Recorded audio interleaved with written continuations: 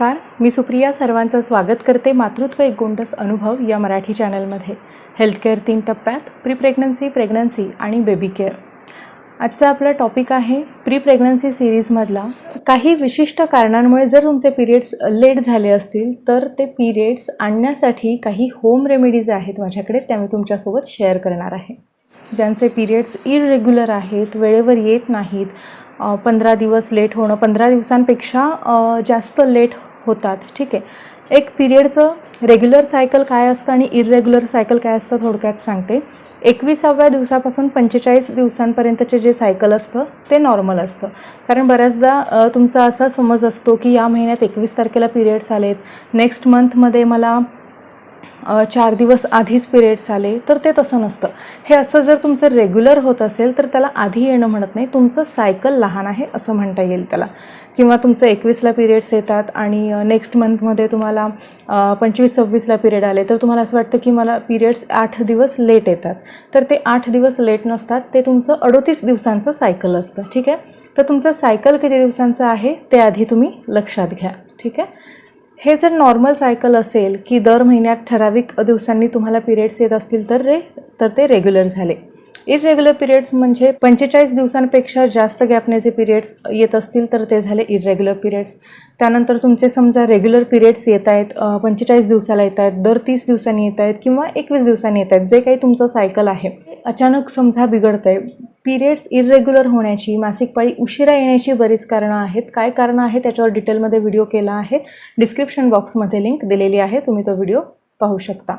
तर तुमची date miss झाली असेल आणि प्रेग्नन्सी नसेल तर ते पिरियड्स यावेत यासाठी या होम रेमेडीज आहेत.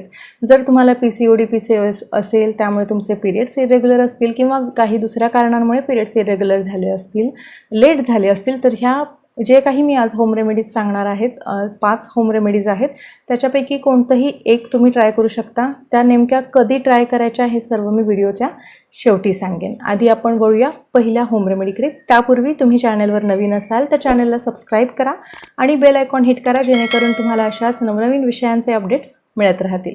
तर वळूया आजच्या आपल्या पहिल्या होम रेमेडीकडे. पहिली होम रेमेडी आहे, त्यासाठी लागणारं साहित्य: जिरा, 1 चमचा जिरा घेणार आहोत आणि गूळ घेणार आहोत. गूळ तुमच्या चवीनुसार मिक्सरमध्ये वाटून घ्या. इथे मी घेतलेला गूळ मऊ आहे, त्याच्यामुळे मिक्सरमध्ये वाटायची गरज नाही आहे, सो मी हा असाच घेणार आहे. ठीक आहे, आणि त्यानंतर 1 ग्लास पाणी. पॅनमध्ये 1 ग्लास पाणी घ्या.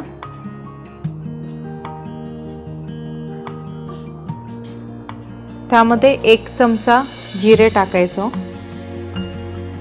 आणि त्यानंतर जी आपली जॅगरी पावडर तुम्ही केलेली असेल, गुळाची पावडर, ती टाकू शकता. किंवा तुमचा गूळ जर जसा मी दाखवला तसा मऊ असेल तर तो गूळ तुम्ही तसाच ॲड करू शकता, आपोआप पाण्यामध्ये विरघळेल. इथे आपण जे 1 ग्लास पाणी घेतलं आहे ते अर्ध होईपर्यंत उकळायचं आहे, म्हणजे पूर्ण मिश्रण हाफ ग्लास झालं पाहिजे. ठीक आहे, तर याला व्यवस्थित हलवून घ्यायचं आणि अर्ध पाणी होईपर्यंत उकळू द्यायचं.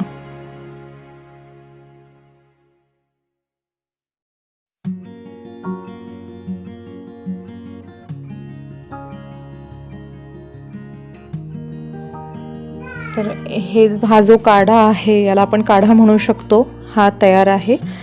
त्यानंतर गाळणीतून गाळून घ्यायचं आहे आणि थोडंसं कोमट होऊ द्यायचा. कोमट झाल्यानंतर हा काढा 1-1 घोट घ्यायचा. आता वळूया दुसऱ्या होम रेमेडीकडे.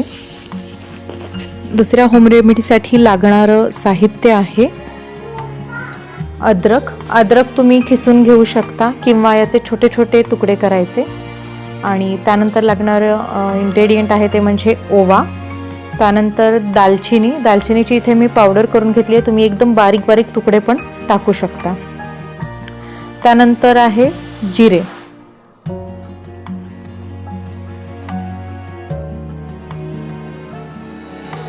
त्यानंतर आहे काळी मिरी पावडर. काळी मिरीची इथे मी पावडर करून घेतली आहे. आणि त्यानंतर आहे गूळ. जसं आधी सांगितलं तसं तुम्ही इथे गुळाची पावडर करून घेऊ शकता, मऊ असेल तर पावडर करायची गरज नाही. आणि 1 ग्लास पाणी. इथे सुद्धा आपण 1 ग्लास पाणी अर्ध होईपर्यंत उकळून घेणार आहोत. ठीक आहे, तर वळूया आता रेसिपीकडे. पॅनमध्ये 1 ग्लास पाणी घ्यायचंय. त्यामध्ये 1 चमचा जिरा,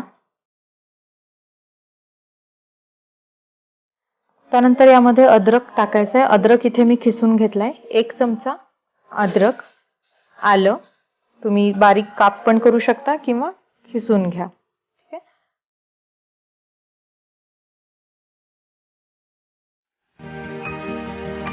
त्यानंतर त्यामध्ये 1 चमचा ओवा टाकायचा.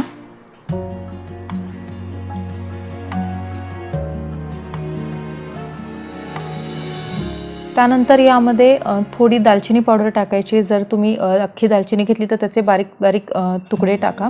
जेवढी इथे दालचिनी दाखवली तेवढीही बास होते. ठीक आहे. तर थोडीशी दालचिनी पावडर मी यामध्ये टाकली आहे.